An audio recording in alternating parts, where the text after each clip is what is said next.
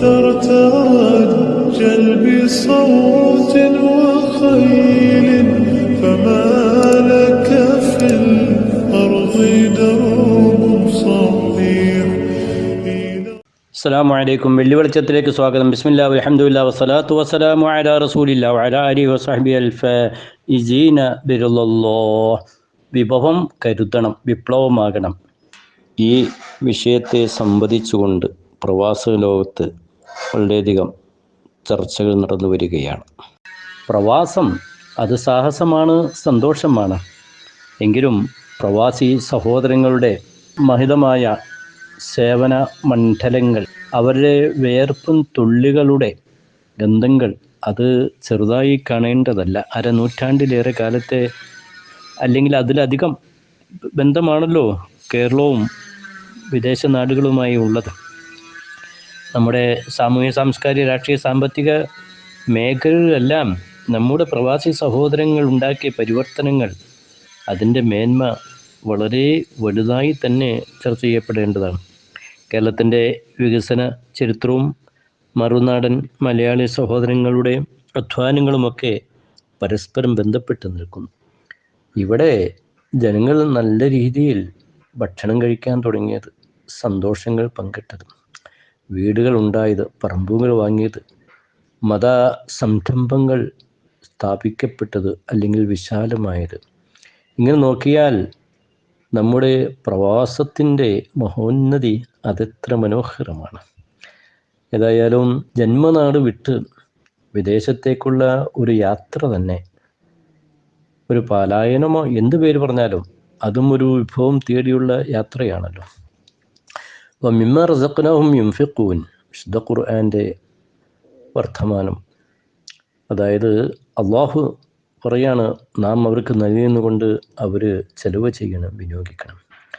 നൽകിയെന്ന് പറയുമ്പോൾ പെട്ടെന്ന് നമ്മുടെ സ്മൃതിപഥത്തിലേക്ക് സമ്പത്താണ് കടന്നു വരുന്നത്. അതേ സമ്പത്ത് വിനിയോഗിക്കണം. സമ്പത്ത് വലിയൊരു അനുഗ്രഹം തന്നെയാണ്. റബ്ബനാ ആതിനാ ഫിദ്ദുനിയാ ഹസനത്തൻ, ഈ ലോകത്തെ ഭൗതികാനുഗ്രഹങ്ങൾ വർദ്ധിക്കാൻ ദുആ ചെയ്യണമെന്ന ഒരു പഠനമാണല്ലോ ഈ വിശുദ്ധ വാക്യം നൽകുന്നത്.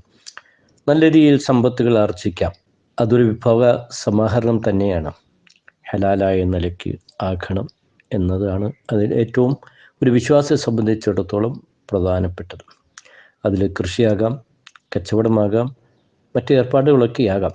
ഈ രീതിയിലുള്ള വിഭവസമാഹരണത്തിന് അനുയോജ്യമായ രീതിയിലാണല്ലോ നമ്മുടെ ഭൂമിയും ആകാശവും ഈ ഗോളങ്ങളുമൊക്കെ. അള്ളാഹുവിൻ്റെ ഒരു സൃഷ്ടിപ്പ് തന്നെ ഖുർആനിൽ എത്രയോ സ്ഥലത്താണ് പറയുന്നത്. സൂറത്ത് അംബിയായിലൂടെ നാം ഒന്ന് പോയി നോക്കുക. ആകാശത്തിൻ്റെയും ഭൂമിയുടെയും ഒക്കെ ഘടന അവിടെ വിവരിക്കുന്നുണ്ട്. അന്നസ്സമാവാതി വൽ അർള കാനത്താ റത്ഖ. എന്നിട്ട് പടച്ചവൻ പറഞ്ഞു, വജഅൽനാ മിനൽ മാഇ കുല്ല ഷൈഇൻ ഹയ്യിൻ അഫലാ യുമിനൂൻ. അതെ, വെള്ളത്തിൽ നിന്ന് ജീവനുള്ള വസ്തുക്കൾക്കൊക്കെ ജന്മം നൽകി, ഉത്ഭവം നൽകി. അപ്പോൾ നമ്മുടെ ഭൂമിയും ഭൂമിയിലുള്ള വെള്ളത്തിൻ്റെ സ്രോതസ്സും, നാം മലയാളികൾ, കേരളീയർ, നമ്മുടെ രാജ്യത്ത് കടലൊരു സമീപത്തുണ്ട്. ഒപ്പം നമ്മൾ തോടുകളുണ്ട്, പുഴകളുണ്ട്, കിണറുകളുണ്ട്, കുളങ്ങളുണ്ട്. ഇത്ര മനോഹരമാണ്. സമാനമായ സാഹചര്യം വിദേശ നാടുകളിൽ കുറവാണ്. പക്ഷേ ഒമാനിലെ സലാലയിൽ ചെന്നപ്പോൾ ഒരു കേരളം പോലെ തോന്നി. അവിടെ വാഴയും മഴയും കുന്നും ഒക്കെ ഉണ്ട്, മഴകളും കാണാം. ചെറിയൊരു തോടിൻ്റെ സമീപം ഞാൻ പോയി നിന്നത് ഓർക്കുന്നു. എന്താണോ അല്ലാഹു അഅലം. സലാലയിൽ ഒരു മക്ബറ കാണാം. കേരളത്തിൽ നിന്ന് പോയ മഹാൻ, അതെ, ചേരമാൻ പെരുമാൾ ഇസ്ലാം സ്വീകരിച്ചില്ലേ, മക്കയിൽ പോയി തിരിച്ചു വന്ന് ളിഫാറിലാണ് മറവിട്ടത്, അഥവാ ഇന്നത്തെ സലാലി. ഇനി ആ ഒരു ബറക്കത്തെങ്ങാനുമാണോ ആ ളിഫാർ ഉൾക്കൊള്ളുന്ന സലാല കേരളം പോലെയായത്? ഞാനത് തർപ്പിച്ചൊന്നും പറയുന്നില്ല, ഞാൻ വെറുതെ ഒരു നിരീക്ഷണം നടത്തുന്നു എന്ന് മാത്രം. അതായത് കേരളത്തിൻ്റെ സമാനമായ ഒരു കാലാവസ്ഥ അവിടെ കാണാം. ഏതായാലും വെള്ളം എന്നത് വലിയ ഒരു മഹിതമായ അനുഗ്രഹം തന്നെയാണ്. അത് കുടിക്കാൻ കിട്ടാതെ വരുമ്പോൾ, പാനം ചെയ്യാൻ ലഭിക്കാതെ വരുമ്പോൾ, ശുദ്ധീകരണത്തിന് അത് നമുക്ക് വേണ്ടത്ര ലഭ്യമില്ലാത്ത അവസ്ഥയൊക്കെ വന്നാൽ എത്ര വിഷമമായിരിക്കും. ഇപ്പോൾ തന്നെ ഫലസ്തീനിലെ വാർത്ത നാം വായിച്ചില്ലേ? 25,000 പേരെ കൊന്നൊടുക്കിയതിന് പുറമെ ആയിരക്കണക്കിന് ആളുകൾ അഭയാർത്ഥി ക്യാമ്പിൽ. ഒരു പക്ഷേ 500 1000 ആൾക്ക് ഒരു കുപ്പി വെള്ളമാകാം. അതുപോലെ 1000 ആൾക്കോ മറ്റോ 2 3 ടോയ്ലറ്റൊക്കെ നാം വായിച്ചില്ലേ?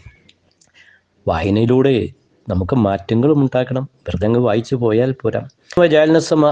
മഹ്ഫൂദ, പിന്നെയും ആകാശത്തെക്കുറിച്ച് പറയുന്നുണ്ട്, അതിൻ്റെ ഘടനയെക്കുറിച്ച് പറയുന്നുണ്ട്. പറഞ്ഞു വന്ന് ഓതി വരുമ്പോൾ നമുക്ക് കാണാം വല്ലദീ ഖലഖൽ ലൈല വന്നഹാറ, രാത്രി പകൽ, വശംസ വൽ ഖമറ, സൂര്യനും ചന്ദ്രനുമൊക്കെ. വേറെ പല സ്ഥലങ്ങളിലും അല്ലാഹു പറഞ്ഞിട്ടുണ്ടല്ലോ. ഇപ്പോൾ ഖുർആനിലെ അഖ്സാം, സത്യങ്ങൾ തന്നെ എടുക്കുക അല്ലേ. വല്ലൈലി എന്ന് കാണാം, വന്നഹാരി എന്ന് കാണാം, വശംസി എന്ന് കാണാം, വൽ ഖമരി എന്ന് കാണാം. അല്ലാഹു ഈ ആകാശവും ഭൂമിയും രാത്രിയും പകലൊക്കെ സത്യം ചെയ്യുമ്പോൾ തന്നെ ഇതെല്ലാം ഒരു മനുഷ്യ സജ്ജീകരണത്തിൻ്റെ ഒരു വിഭവ സമാഹരണത്തിലുള്ള ഘടനകളാണ് ഇതൊക്കെ എന്ന് നാം അത് ചിന്തിക്കേണ്ടിയിരിക്കുന്നു, പഠിക്കേണ്ടിയിരിക്കുന്നു എന്നതാണ്. അപ്പോൾ ഭൂമിയിലുള്ള നമ്മുടെ ഈ വിഭവങ്ങൾ അത് വിനഷ്ടമാകാതെ, അഴുക്കാകാതെ, മലിനമാകാതെ മനോഹരമായി അതിനെ സംവിധാനിച്ച് സജ്ജീകരിച്ച് അതിൻ്റെ മഹത്വം മനസ്സിലാക്കി വേണ്ടതുപോലെ നാം സമാഹരിക്കണം, അത് ഉപയോഗപ്പെടുത്തുന്നവരാകണം. ഭൂമിയിൽ തന്നെയാണല്ലോ കൃഷി ഇറക്കേണ്ടത്. എത്രയോ സ്ഥലത്താ കൃഷിയെക്കുറിച്ച് ഖുർആനും ഹദീസും ഒക്കെ പറഞ്ഞില്ലേ. മുത്തനബി സല്ലല്ലാഹു അലൈഹി വസല്ലം തങ്ങളുടെ വാക്കാണല്ലോ, ഒരാളുടെ ആത്മാവ് പിടിക്കാൻ പോകുന്ന അവസരത്തിൽ പോലും ഒരു ചെടി നട്ടുപിടിപ്പിച്ചാൽ എന്ന ഹദീസിൽ കാണുമ്പോൾ അതൊക്കെ വൃക്ഷം, അതുപോലെയുള്ള സസ്യങ്ങൾ, അതിൻ്റെ മഹത്വമല്ലേ കാണുന്നത്. ഇപ്പോൾ സൂറത്തുൽ അംബിയായിൻ്റെ ചില സൂക്തങ്ങളാണ് ഞാൻ സന്ദർഭിക്കാൻ സൂചിപ്പിച്ചതെങ്കിൽ, അംബിയാ സൂറത്തിൽ തന്നെ കാണാം ദാവൂദ വ സുലൈമാന ഇത് യഹ്കുമാനി ഫിൽ ഹർസ്. ദാവൂദ് നബി അലൈഹി സ്വലാം, സുലൈമാൻ അലൈഹി സ്വലാം കൃഷിയിൽ ഒരു വിധി നിർണയിച്ചത് ഓർക്കുന്നില്ലേ എന്നാണ് പരിശുദ്ധ ഖുർആൻ ചോദിച്ചത്. അപ്പോൾ പ്രവാചകർ സല്ലല്ലാഹു അലൈഹി വസല്ലമയുടെ എത്രയോ നൂറ്റാണ്ടുകൾക്ക് മുമ്പുള്ള പ്രവാചകന്മാരുടെ കാലത്തും കൃഷി, ആ കൃഷി ആടുകൾ നശിപ്പിച്ചപ്പോൾ അതിന് വിധി കൽപ്പിച്ചതാണ് പറയുന്നത്. അപ്പോൾ കൃഷിയുടെ മഹത്വം തന്നെയാണ് അവിടെ മുഖ്യമായിട്ട് നമുക്ക് മനസ്സിലാക്കാം. അതിൻ്റെ 1-2 സൂക്തങ്ങൾക്ക് താഴെ കാണാം വഅല്ലംനാഹു സൻഅത ലബൂസിൻ ലക്കും. ദാവൂദ് നബി അലൈഹി സ്വലാത്തു വസ്സലാം, ചില ചരിത്ര ഗ്രന്ഥങ്ങളിലൊക്കെ ദാവൂദ് നബിയുടെ ജോലിയെക്കുറിച്ച് പറയുന്നുണ്ട്, തൊഴിലിനെക്കുറിച്ച് പറയുന്നുണ്ട്. വേറെയും ചില അമ്പിയാക്കന്മാരുടെ ദാവൂദ് നബി അലൈഹി സ്വലാത്തു വസ്സലാമിന് ചില അങ്കി വസ്ത്രങ്ങളുമൊക്കെ അതിൻ്റെ നിർമ്മാണവുമൊക്കെയായി ബന്ധപ്പെട്ട് എന്നിങ്ങനെ അല്ലാഹു തആല പ്രവാചക മഹത്തുക്കൾ ചെയ്ത തൊഴിലിലേക്കും അവരുടെ ചില കൃഷി ഏർപ്പാടുകളിലേക്കുമൊക്കെ നമ്മുടെ ശ്രദ്ധ ക്ഷണിക്കുമ്പോൾ പ്രകൃതി വിഭവങ്ങൾ നാം മനോഹരമായി കാത്തു സൂക്ഷിക്കണം, അതിനെ പുഷ്ടിപ്പെടുത്തണം. എന്നതിനോടൊപ്പം തന്നെ തൊഴിൽ മേഖല അത് നമ്മുടെ വിഭവമായി കാണണം, നല്ല തൊഴിൽ ചെയ്യണം. ഹദീസിൽ കാണാം സുഹൈൽ നബി സല്ലല്ലാഹു അലൈഹി വസല്ലം, നബി സല്ലല്ലാഹു തങ്ങളോട് ചോദിക്കപ്പെട്ടു അന്നതീബിൽ കസ്ബി, നല്ല ജോലി എന്താണ്? അപ്പോൾ നബി തങ്ങൾ മറുപടി പറഞ്ഞ അമലുർ റജുൽ ബിയദിഹി, കൈകൊണ്ട് ചെയ്യുന്ന ജോലി. അതെ, പിന്നെ കുല്ലു ബൈഇൻ മബ്രൂർ, പുണ്യകരമായ നല്ല കച്ചവടം. അതെ, കച്ചവടങ്ങൾ ഇവിടെ നടക്കണം, ബിസിനസ്സുകളുടെ സാമ്രാജ്യത്തിന് രൂപപ്പെടണം. പക്ഷേ ആ ബിസിനസ് സാമ്രാജ്യത്തിന് കെട്ടിപ്പടുക്കുമ്പോഴും അതിൽ അഹന്തതയില്ല, അസൂയയില്ല, വേറെ ആരെയും ചെറുതായി കാണാനില്ല, ധനമോഹം കൊണ്ടല്ല, സമൂഹത്തിൻ്റെ മൊത്തത്തിലുള്ള ഉയർച്ചക്കാകണം.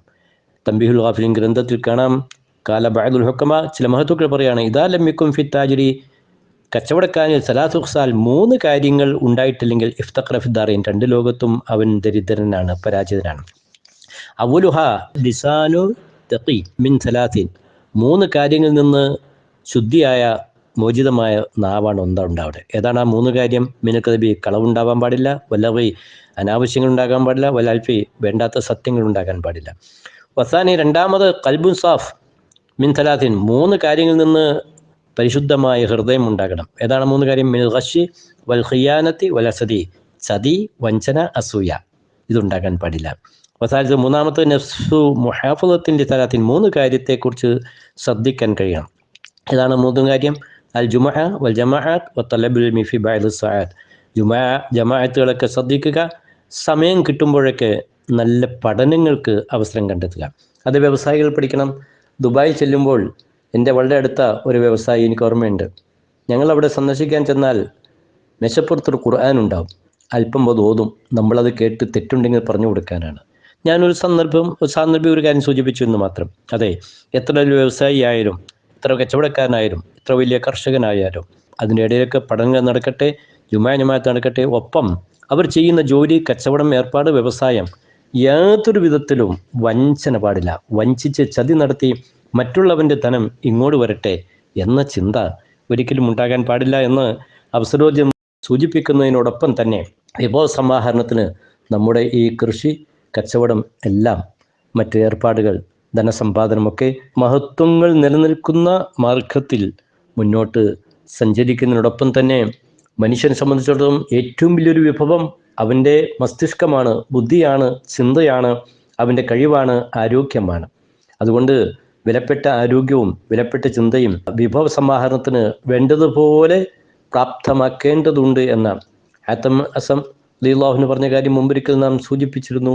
ഖദർ ഷബാബ് ലാ യഅരിഫുഹു ഇല്ല ശൂഖ്. യുവത്വത്തിൻ്റെ വില അത് വയസ്സന്മാർക്കേ മനസ്സിലാവുകയുള്ളൂ. ഖദർ സിഹ ഇല്ലൽ മർള.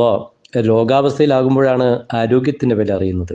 അതുകൊണ്ട് തന്നെ നാം നമ്മുടെ ആരോഗ്യം, യൗവനം, ശേഷി ഇതെല്ലാം നമുക്ക് നല്ല നിലയിൽ നിലനിൽക്കുമ്പോൾ തന്നെ അള്ളാഹു നൽകിയ അനുഗ്രഹത്തിൻ്റെ വലിപ്പവും മഹത്വവും മനസ്സിലാക്കി റബ്ബിനോട് ശുക്ർ ചെയ്തുകൊണ്ട് നാം വേണ്ട രീതിയിൽ വിഭവ സമാഹരണങ്ങൾക്ക് സജ്ജരാകണം. പ്രവാസികളോട് പ്രത്യേകം പറയാനുള്ളത്, നിങ്ങളുടെ കഷ്ടപ്പാടുകൾക്കും ത്യാഗപൂർണമായ ജോലികൾക്കിടയിലും വേണ്ടത്ര വിഭവ സമാഹരണം നന്മ വഴിയിൽ സജ്ജീകരിക്കാനുള്ള നീക്കങ്ങൾ, ഒരു ധർമാധിഷ്ഠിത പ്രസ്ഥാനം എന്ന നിലയ്ക്ക് ധർമ്മചിന്തകൾ, വൈജ്ഞാനിക മേഖലയിൽ വിദ്യാഭ്യാസം, അറിവ്, ഗവേഷണം, ചർച്ച ഇതെല്ലാം വിഭവ സമാഹരണത്തിൻ്റെ ഭാഗമാണ്.